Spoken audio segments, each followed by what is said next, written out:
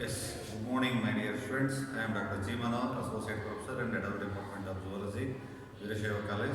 So it comes under VSK University, Ballari. So next, I am going to explain the remaining aspect of this examination. So that is the genic valence theory.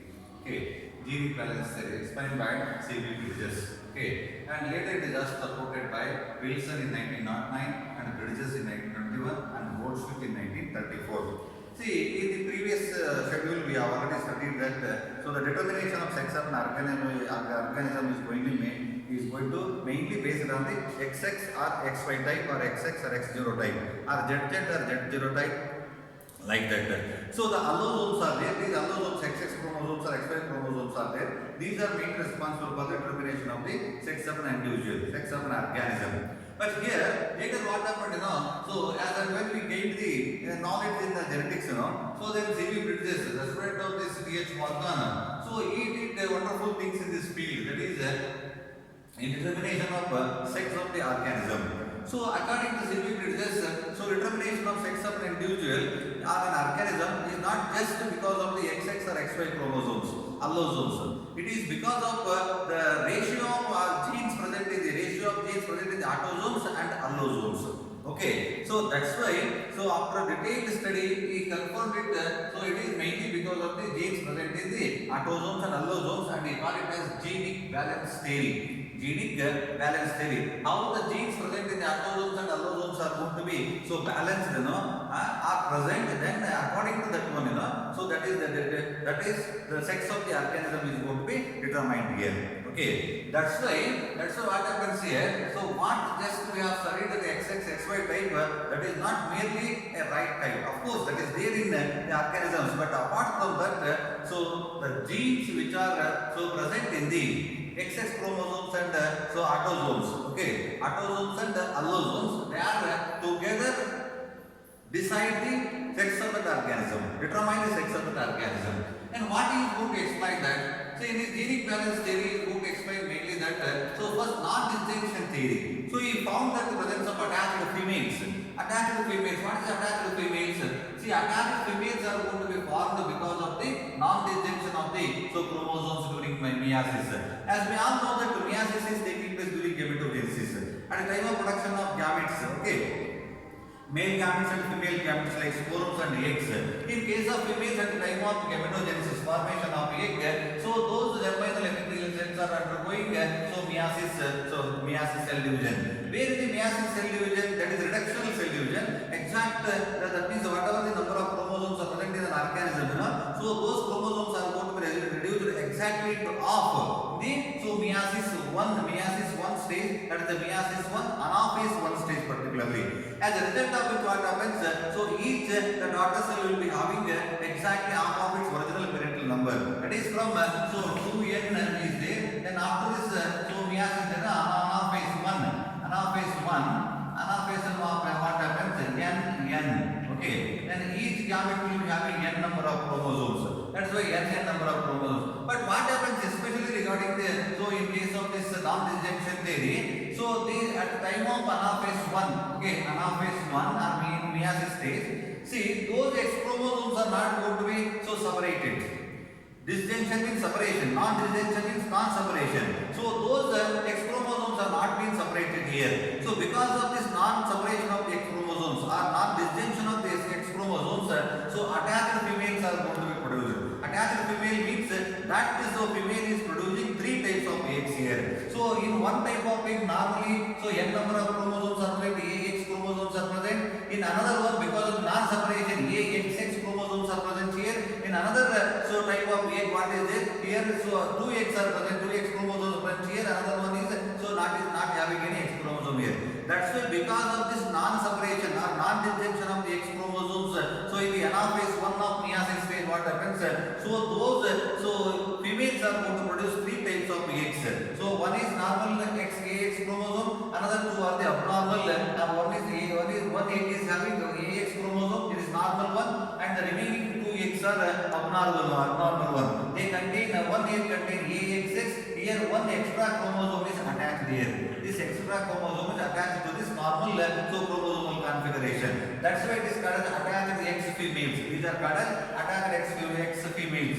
In another case, here no X chromosomes are present because one X chromosome already gone to this one, and another X chromosome already is present here. That's why here another type of egg is produced. In that egg, no X chromosome will be there. In this way, during this non-disjunction condition, the females are going to produce 3 types of eggs. That's why these are called as attached females.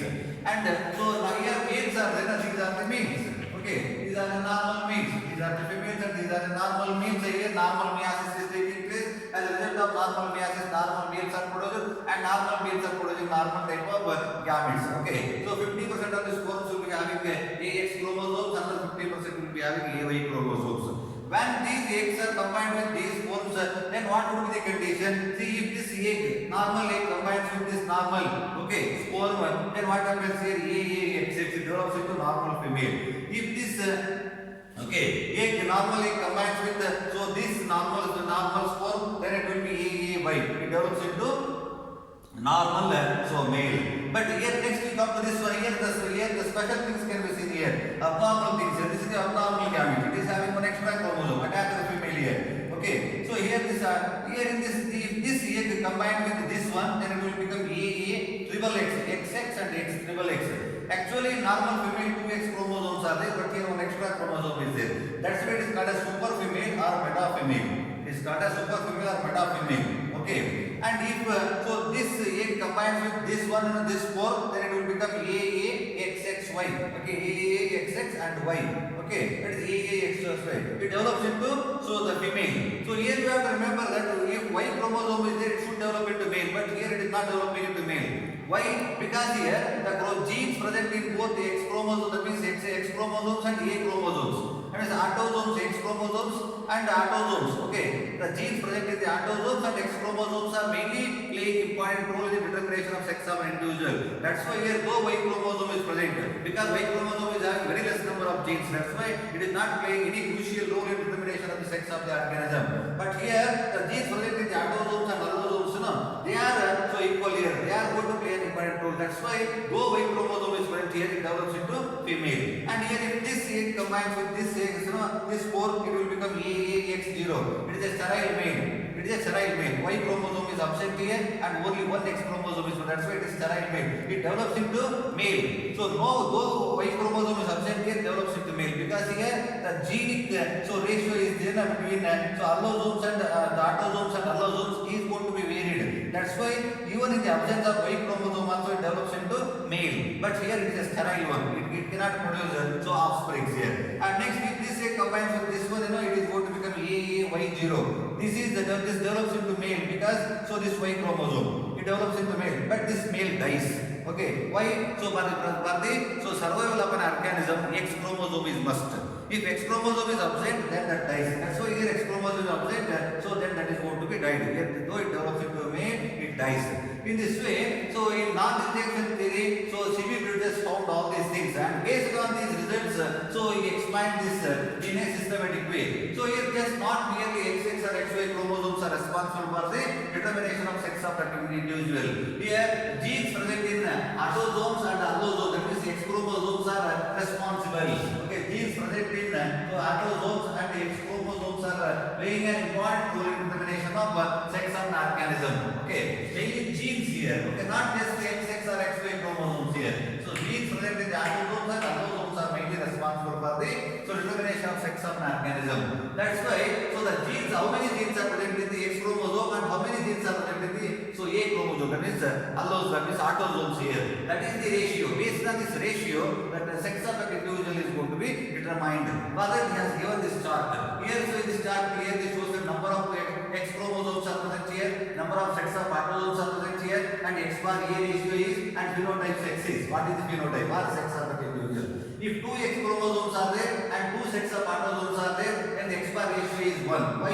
XX divided by AA is equal to 1. So then the ratio is 1. So if 2X and 2A chromosomes, then it develops into a normal female. So if 1 X chromosome is there and 2 sets of autosomes are present here, then the ratio will 0.50. It is a normal male. X divided by 2. 2A are the autosomes, two sets of autosomes are there here. And the ratio is 0.50. Okay, because of that 0.50, so what happens here? This genetic ratio, it develops into normal male. Okay, and next if 2X chromosomes are present and 3 sets of autosomes are present, so the genetic ratio X bar A ratio will be 0.67. Okay, then it develops a triploid intersex. Here triploid, three sets of autosomes are present and intersex, neither develops into male or nor it develops into female. XX divided by 3 sets of autosomes is equal to 0.67. Okay, that develops into triploid intersex. And here 3x here number of so X chromosomes 3 are there here, 3 X chromosomes are there and 4 sets of autosomes are there. Okay, the ratio is 0.75 and it is a tetraploid intersex. Here 4 sets of tetra means 4 sets of autosomes are there and it is intersex. Okay, it is neither a female or nor a male. Okay, 3x x divided by so a is equal to 0.75. So that is the intersex. And if 1 X chromosome is there and 3 sets of autosomes are there, then the ratio will be 0.33. Okay, it is a triploid super male. It is a triploid super male. So that is X divided by 3 sets of autosomes is equal to 0.33. And here 1X and 4 sets of autosomes are there, it is 0.25. Tetraploid super male. Okay, X divided by A is equal to, so that is so 0.25. Okay, that is tetraploid super male here. Triploid super male because 3 sets of autosomes and tetraploid super males because of 4 sets of autosomes here. Okay, next here 3X chromosomes and 2 sets of autosomes are there. The ratio will be X bar A ratio will be 1.50. It develops into super female. Okay, 3X and so 4X. Okay, here so 2A and A.